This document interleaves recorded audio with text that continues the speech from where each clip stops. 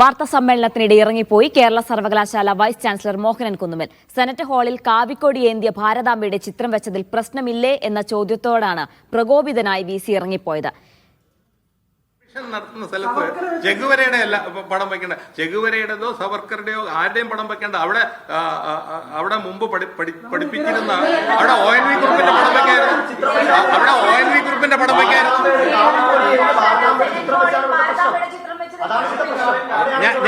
ഞാൻ നിങ്ങളോട് അല്ല നിങ്ങൾ പതുക്കെ രാഷ്ട്രീയത്തിലോട്ട് വഴുതി വീഴുന്നു. ഞാൻ വീഴുന്നില്ല.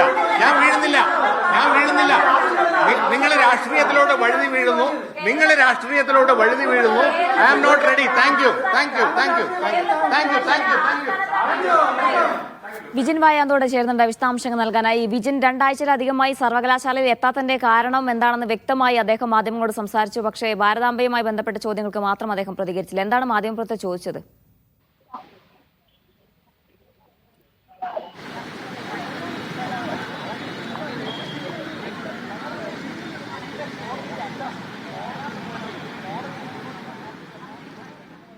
വിജിൻ, കേൾക്കുന്നുണ്ടോ? കേൾക്കുന്നില്ല.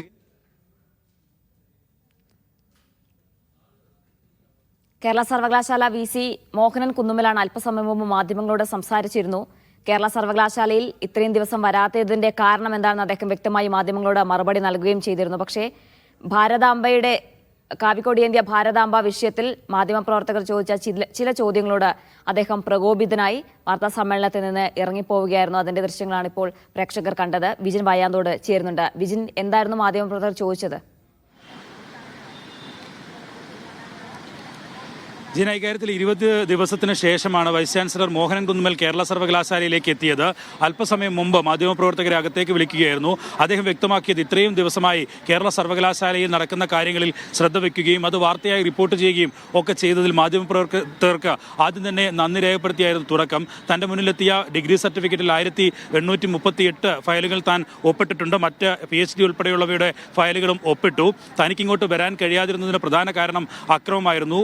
VCയുടെ ചേംബറിനടുത്ത് ഗ്രില്ലുൾപ്പെടെ തല്ലിപ്പൊളിക്കുന്ന സാഹചര്യം ഉണ്ടായി. സമരം ചെയ്തവർ ഗുണ്ടകളാണ്, അത് വിദ്യാർത്ഥികളല്ല എന്നാണ് ആരോപണം മോഹനൻ കുന്നുമ്മൽ ഉയർത്തിയത്. എന്തായാലും അതിനുശേഷം വിവിധ കാര്യങ്ങൾ അദ്ദേഹം വ്യക്തമാക്കി. രജിസ്ട്രാർ ഇക്കാര്യത്തിൽ ക്രിമിനൽ കുറ്റമാണ് നടത്തിക്കൊണ്ടിരിക്കുന്നത്. രജിസ്ട്രാർക്ക് സർവകലാശാലയ്ക്ക് അകത്ത് കയറാനോ താൻ നടത്തിയ സസ്പെൻഷൻ ഉത്തരവ് റദ്ദാക്കാനോ കഴിയില്ല എന്നുള്ളതാണ് ഇപ്പോൾ വ്യക്തമാക്കിയിരിക്കുന്നത്. ഒപ്പം തന്നെ സിൻഡിക്കേറ്റിനും അധികാരമില്ല. എല്ലാത്തിൻ്റെയും അധികാരി സർവകലാശാലയിൽ വൈസ് ചാൻസലർ ആണ്. ഒപ്പം തന്നെ സംസ്ഥാനത്ത് ഗവർണർ ഇരിക്കുന്നതിന് സമാനമായ രീതിയിൽ സർവകലാശാലയിലെ അധികാരി താനാണ് എന്നൊക്കെ പറഞ്ഞായിരുന്നു വാർത്താ സമ്മേളനം നീണ്ടുപോയത്. ഓരോ ചോദ്യങ്ങൾക്കും അദ്ദേഹം വ്യക്തതയില്ലാത്ത മറുപടികൾ പല ഘട്ടങ്ങളിലും നൽകുകയും ചെയ്തു. എന്തായാലും സർവകലാശാലയിൽ നടന്ന വിഷയങ്ങൾ ഒക്കെ പൂർണ്ണമായും താൻ ഇന്നലെ ചാൻസലർ കൂടിയായ ഗവർണർക്ക് നൽകിയിട്ടുണ്ട്. അദ്ദേഹം ഉചിതമായ തീരുമാനം എടുക്കട്ടെ എന്നാണ് വൈസ് ചാൻസലർ വ്യക്തമാക്കി. ഇതിനിടയിലാണ് ചില ചോദ്യങ്ങളോട് പ്രകോപിതനായി അദ്ദേഹം ഇറങ്ങിപ്പോവുകയും ചെയ്തത്. ഭാരതാംബ ചിത്രം സർവകലാശാല ഹാളിൽ വെച്ചതുമായ ബന്ധപ്പെട്ട ചോദ്യങ്ങളിലായിരുന്നു അദ്ദേഹം പ്രകോപിതനായത്. വിശദീകരണം നൽകുകയും ചെയ്തിരുന്നു. പക്ഷേ ഭാരതാംബ ചിത്രവുമായി ബന്ധപ്പെട്ട ചോദ്യങ്ങളോടാണ് അദ്ദേഹം പ്രകോപിതനായി ഇറങ്ങിപ്പോയത്. വിജിൻ വായാന്തോടാണ് വിശദാംശങ്ങൾ നൽകിയത്.